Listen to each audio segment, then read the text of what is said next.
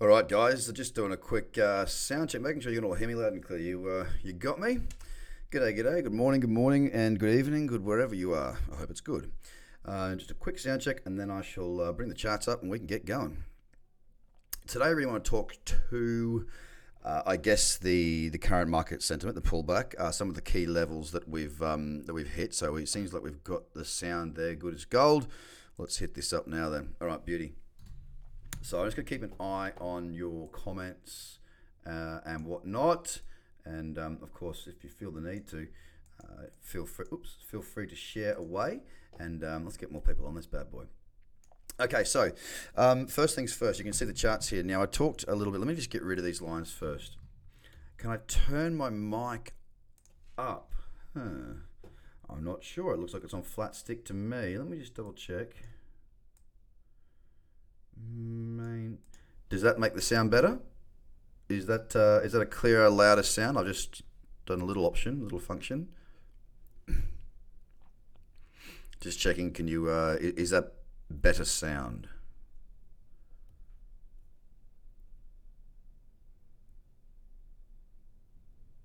All right, everyone's saying it's fine. So if it's a bit down, then okay, cool. Looks like I've unlocked a little gremlin. Excellent. So look. I want to talk to the pullback. All right? I think it's important that we talk to the pullback. What I'm going to do here is just basically show you a couple of things. Now, last week, there was this breakout level. Now, at the start of the week, which was, I think, this day here, I was saying I thought we'd hit 10,000 by the end of the week. The end of the week actually ends on Monday at this time because the candle just literally opened. So there's still time for it to happen. But more importantly, look, I can be wrong. I've been wrong before and I'll be wrong again. There is no doubt about that. I'm a trader, not a magician. But I want to show you what I'm seeing because there is the potential for a far greater pullback to even 6,000 here. And I want to take you through a couple of things. Now, the first thing I want to take you through is this. For those of you who have been following me for quite a while, you'll remember the time back here. Actually, it was around this area back in start of April when we sort of got this bull run moving or this latest push to the upside moving. Where there's a lot of people that were saying things like, oh, the market's, it's fallen, it can't go up to this, it can't do this, it can't do that, it can't do this, it can't do that. I just look at what has been, and I look at facts, and I look at my experience to guide me. Now, if you take from where we fell from back in November to the low of that move, which was pretty much bang on 50%, all right, we halved the price of Bitcoin over the space of a few weeks. Now, markets go up fast in this space and they go down fast in this space. So if you recall, it was over here, the start of this move, okay? This candle that broke up was okay, if the move started here, then let's add 50% and see what we get to. And we got to a 62 or something like that. Yeah, there we go. Right here, 62.67. Now, of course, since then, we've blown up even further from 50%. We've gone all the way on. We've gone all the way on that move. Without a breath, by the way. 119%, so double that 50% and some. So from my point of view, we have the opportunity for a decent pullback. And the reason simply is that markets need to pull back for them to stay sustainable. So far, we've had a little tiny pullback here, nothing at all going on deeper than that. All right, not a real pullback. And if I just zoom out back to 2017, what you'll actually see is it pulled back into the cradle zone, moved back into the cradle zone, moved back into the cradle zone, so on and so forth. And each time after it pulled back, it ran on really well. That's why I trade in that cradle zone quite frequently on all sorts of time frames. So just wanted to sort of remind people of the way markets move, the potential we have for greater moves up and of course down. Now, coming into Bitcoin right here, look, if I take in, and I'm drawing it to here because that's where I had it drawn until that spike occurred, and I'm going to draw it into from here, and then we can change it again as well. I talked about, before this candle had printed, I talked about the fact that if we were going to see a larger weekly pullback, we needed to break through a couple of levels, and I needed to see how price would react to those levels. First level is this resistance. It's not an exact, perfect, precise level, but it's around that 8,200-ish, 15, whatever, right?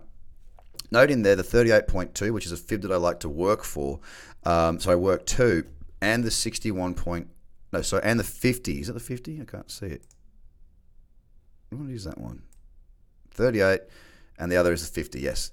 So it's pulled back into that area, all right? There's a confluence of events. It's a 50%, the 38.2, and that old resistance. Now, interestingly, look what else we've got. the 50% of this pullback and the 61.8% of this fib, all right? Also tucked in at 8,000 on the nose.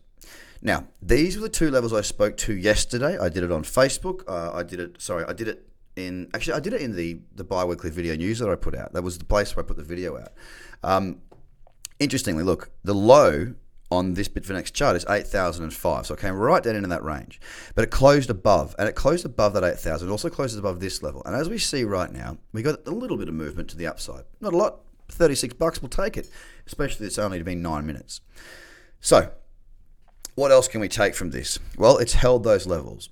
Last time we saw a pullback, a real pullback, and we get rid of these fibs again just to make the chart nice and clear. Oops.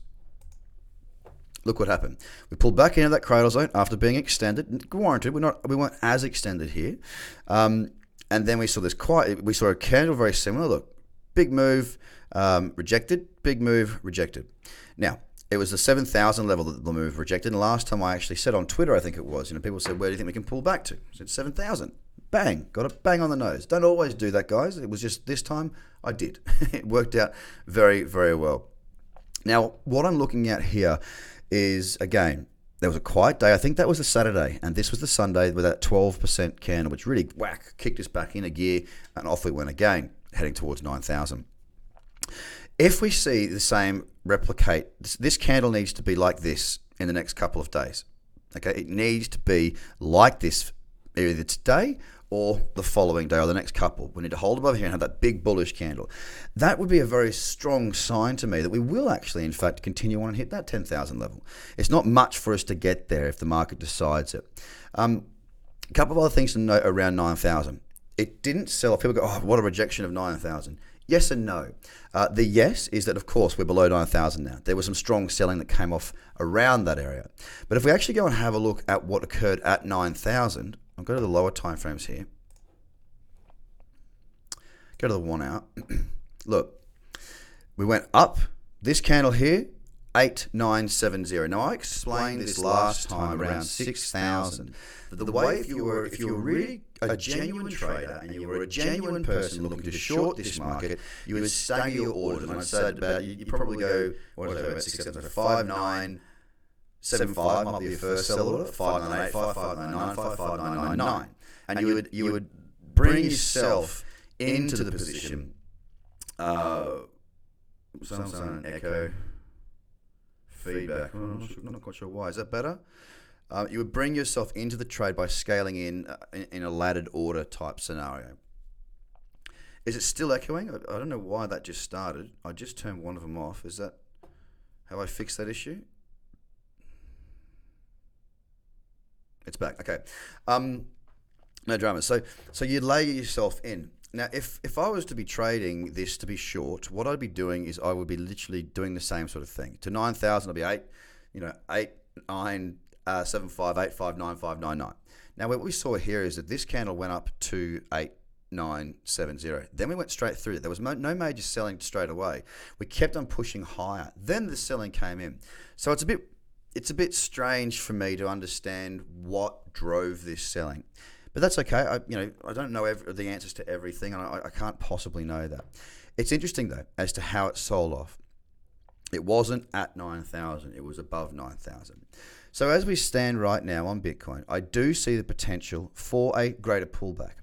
But before I see the potential for a greater pullback, it needs to still break those levels. And so far, we have held. Now, will I be looking to short down to 6,000? Hey, look, nothing's impossible. If it does do it relatively slowly and give me a nice cycle and a nice trend, then I'll be trading great crypto cradles, Bitcoin breakouts, and Fibonacci boosters if they are to set up. But what I am looking at right now is this. Let's go through the rest of my top 10. This pullback could represent opportunities to trade. Don't forget that. A pullback is where we get positioned to make money. That's the way it goes, all right? Pullbacks offer opportunity if they get to move on. There's nothing on Ethereum I like. It's a bit of a wonky chart. EOS, look, I love this chart. I am long since back here. There was a number of trades there. Dash, Ethereum Classic, EOS was one. I went for the EOS because it had the better volume. I think the Ethereum Classic one probably looked like the better setup. But for me, it's important to trade where the volume's at. So I went for EOS, and obviously, done great. What I've got now is, if I would have preferred to have seen this candle close down lower to the low. All right. And the reason is this: if I was to trade a cradle here, let's say this candle closes at 756, then my stop needs to be underneath this level. I see no other reason to have a stop up here because it's in no man's land.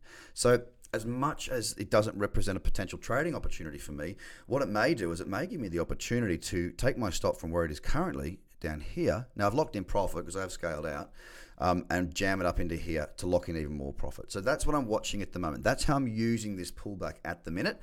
There's no trades available for me at this stage right now that I can see. By the way, hit the like button if you're on Facebook. Hit the bell, or like, follow, hit the bell, subscribe. Do all that stuff if you don't mind. That'd be really good. And feel free to share it too. One of those days where you wake up and because of time zones, you've missed an utterly insane surge and fall. Yeah, it's one of those things. It has been expected for a while. It's not uncommon to see. But will this be a breath? Or is this when you finish a sprint and you need some real recovery? The market will tell us. It will guide us. Still a lumen. It's a pretty messy chart. I'm not interested in this chart at all. Haven't been for quite some time. XRP, again, it would have been better to close at the lows, although there is some resistance here. Not interested in trading that at the moment. Litecoin.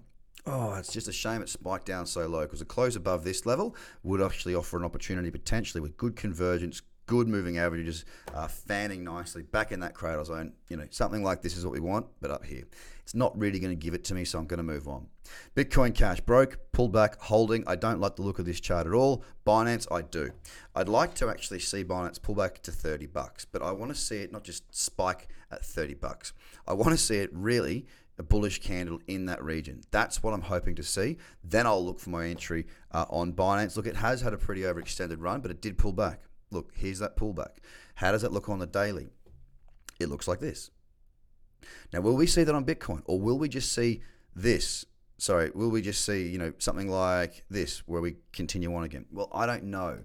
That's why I've got to read the charts and let the charts make the decisions for me. Tron, again, I'd like to see it pull back in. I don't mind if we sell off and come back to these lows, close there, and then the Saturday candle gives us a little bullish candle, because I'm not interested in it just bouncing straight back up. Okay, I'm not interested in it just bouncing straight back up. If it does that, hey, fine. I'm long on a couple of different items anyway. It suits me just fine. But I'd rather it hold down here and give me opportunities, like on EOS, like on many of these others, to actually get another entry. I want to get filled in trades. I want to have more trades. I don't just want to see this market go up. I want to see it provide more opportunities to trade as it goes up. So again, Cardano, not a great deal there of interest to me. So just to wrap it up, I want to just keep this short, sharp, and pretty brutal. If we break down through these levels and we can't hold them, then you know what?